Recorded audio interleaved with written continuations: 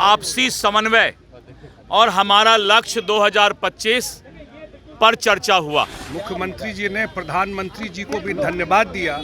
जो बीच में थोड़े दिन के लिए सरकार बनाया, वैसे लोगों से अब परहेज करना है। तो हम लोग बोलते हैं कि जो बिहार अब बड़ा छलांग लगाने वाला अगले 5 साल में, ये सारा टिप्स मुख्यमंत्री जी ने दिया कि भाई जरूर पूछिए जो लोग घूम रहे हैं उनके राजपाट में उन लोग क्या दिए थे बिहार को। सीएम नीतीश कुमार ने एनडीए घटक दल की बैठक में अपना फैसला सुना दिया है। नमस्कार, दर्श न्यूज में आपका स्वागत है। मैं हूं अनुराग। बड़ी खबर निकलकर सामने आ रही है। पटना में सीएम आवास में चल रही एनडीए घटक दल की बैठक खत्म हो गई है और बैठक में कई बड़े फैसले लिए गए हैं। बैठक से जब बाहर निकले बिहार बीजेपी के अध्यक्ष डॉक्टर दिलीप जायसवाल और जेडीयू के राष्ट्रीय कार्यकारी अध्यक्ष संजय झा, तो क्या कुछ कहा उन्होंने अंदर हुई बैठक के बारे में, क्या कुछ फैसला लिया गया है,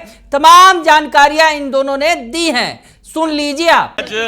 आज एनडीए गठबंधन दल का बैठक माननीय नीतीश कुमार जी, माननीय मुख्यमंत्री बिहार के आवास पर हुआ, जिसकी अध्यक्षता मैंने प्रदेश अध्यक्ष के रूप में किया।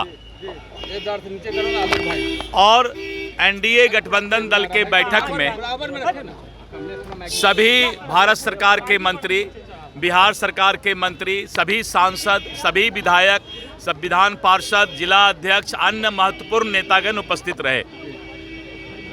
एनडीए गठबंधन दल की बैठक में आज सभी गठबंधन दल के कार्यकर्ताओं के बीच आपसी समन्वय और हमारा लक्ष्य 2025 पर चर्चा हुआ। माननीय नीतीश कुमार जी ने स्पष्ट तौर पर कहा कि विपक्ष कभी कभी अब्बा उड़ाने का काम करता है और मैं इस गठबंधन दल में अब आगे का सरकार एनडीए गठबंधन दल में बनाऊंगा।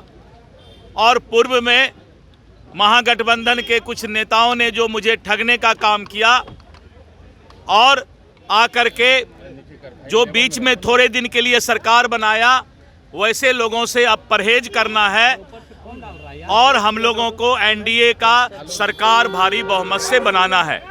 इसके लिए सारी रणनीति तय की गई और जिला से लेकर बूथ स्तर तक के कार्यकर्ताओं का आपसी समन्वय बने, उसके लिए बैठक आयोजित करने का भी निर्देश प्राप्त हुआ। सर, क्या कुछ मीटिंग में बात हुई? मुख्यमंत्री जी ने 2025 के चुनाव के तैयारी के लिए लोगों के बीच में रखा कि 16-17 साल में जो हम लोगों ने काम किया है उस काम को लेकर के लोगों के बीच में जाना है। मुख्यमंत्री जी ने प्रधानमंत्री जी को भी धन्यवाद दिया कि इस बार के बजट में बाढ़ नियंत्रण के लिए, सड़क में, पर्यटन में, उद्योग के लिए जो उन्होंने विशेष मदद किया है बिहार को और आगे भी मदद का भरोसा दिया है, उससे बहुत मदद मिलेगा। और जो बिहार सरकार काम कर रही है और केंद्र सरकार का सहयोग है, वो अब रियल बिहार का जो एक टाइम आ गया, जो हम लोग बोलते हैं कि जो बिहार अब बड़ा छलांग लगाने वाला अगले 5 साल में, ये सारा टिप्स मुख्यमंत्री जी ने दिया।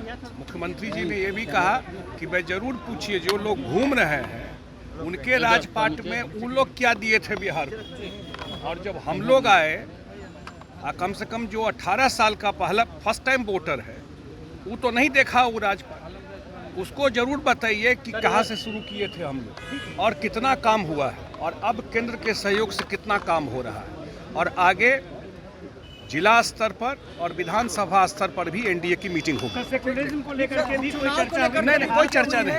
2025 के चुनाव को लेकर के ही चर्चा हुई और कैसे तैयारी करनी। 4 सीट पर चुनाव वो तो है कि सबको मिलकर लड़ना है। पहले से जब बीजेपी जेडीयू एक साथ ही नेचुरल अलायंस है ये कहा और एक साथ ही सब लोगों ने बिहार में सत्ता परिवर्तन किया और जो काम हुआ उसमें हम सब लोग साथ ही रहे, तब इतना काम हुआ। तो सुना आपने कि बैठक में क्या कुछ हुआ है। बैठक में फैसला हो गया है कि सभी को मिलकर एकजुट होकर चलना है।